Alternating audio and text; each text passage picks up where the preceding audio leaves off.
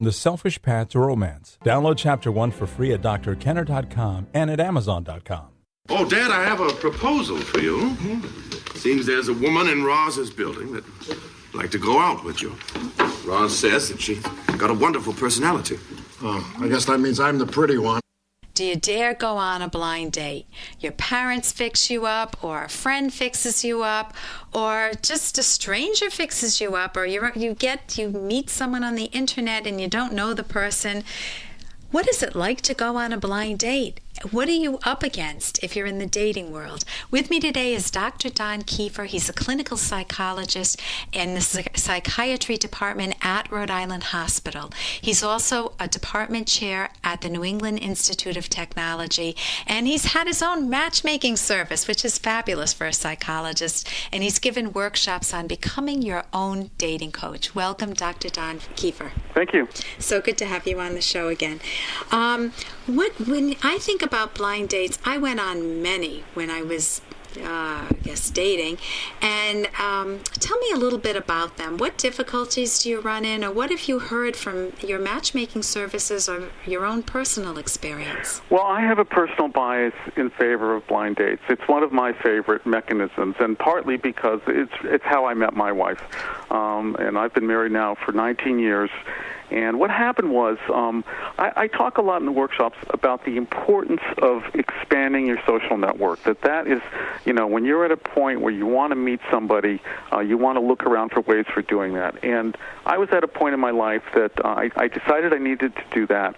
And so I sort of was killing a few birds in one stone. I wanted to reduce my expenses because I wanted to invest some money in a business.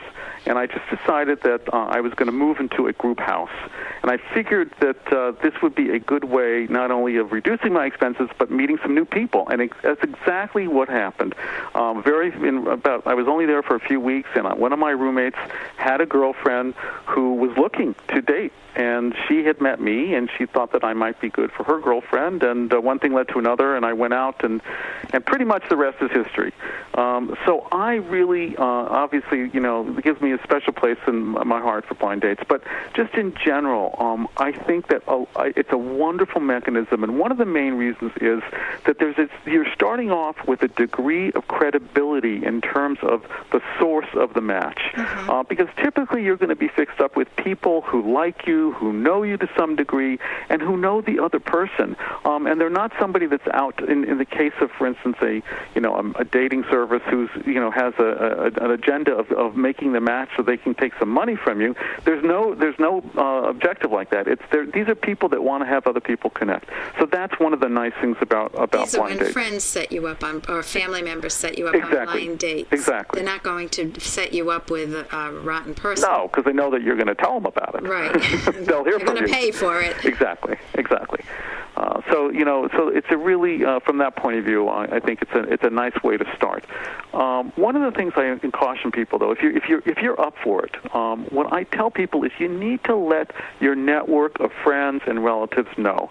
You need to let them know that you are more than happy to be fixed up, because if you don't say anything, some people would be embarrassed or hesitant to approach you about it. They might think that you're giving them a message that I pity you, or you should be dating, or that kind of thing. So if I'm interested in blind dating, I really encourage people. I tell people to go out and just say to people, oh, by the way, no big deal. Say, by the way, I'm up for doing some dating right now. So if you run into anybody, let me know. I'd be happy to go out with them. And I will get callers who will call the show or send me letters, emails that are saying that, my friend, what does she think I am, pathetic? I haven't dated in 3 months, and now she wants to fix me up, and she thinks I'm pathetic. Exactly. And now, what am I, a loser? Right. And that is that interpretation there. And it's not at all, has nothing to do with being a loser. It has to do with the fact that with facing the reality of where we are in society, it is very different from, 50 years ago, where people used to hang out on the porch steps and, lazily hang out with the summer and walking along, and everybody knew everybody, and everybody stayed in the same town for 15, 20 years, et cetera, where there were chances for connections to happen. It's not that way anymore. People are switching jobs and moving every 2 or 3 or 4 years. It's a different world. Yeah, so that's great. I met my husband on a blind date. You did? Yeah. Good for you. I had broken up with a boyfriend, or he had broken up with me. It's wonderful that after so many years, decades, you don't remember who broke up with whom. Right. Even though it feels so poignant at the time. And my mother was desperate. She was afraid she'd have me on her hands for a long time. So she called all her friends and networked instead of me doing the networking, which would have been great. It's like, Helen's available. Please find her someone. So she's not here with me.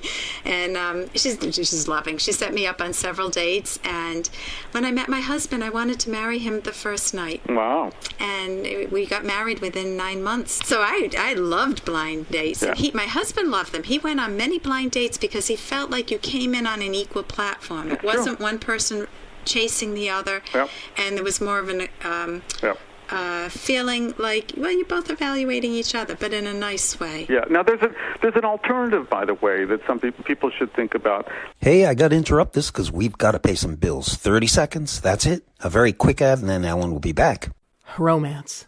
Ugh, I wish guys knew more about what we want from a relationship. Boy, I wish I knew more about what I want. Where's that ad I saw? Here it is. The Selfish Path to Romance. A serious romance guidebook. Download Chapter 1 for free at selfishromance.com and buy it at amazon.com. The Selfish Path to Romance. That is interesting. There's an alternative, by the way, that some people should think about. Like, if they don't like the idea of like being one-on-one with this, with this fix-up, that they feel like there's too much pressure. I call what I call the mock blind date that you can propose to your friends. If somebody approaches you and say, I have someone you'd like me to, that I'd like like for them to meet you. You could say to them, I really don't want to be sitting across from a table just doing this interview thing, which is how some people unfortunately look at the first date. It doesn't have to be looked at that way, but that's how some people look at it.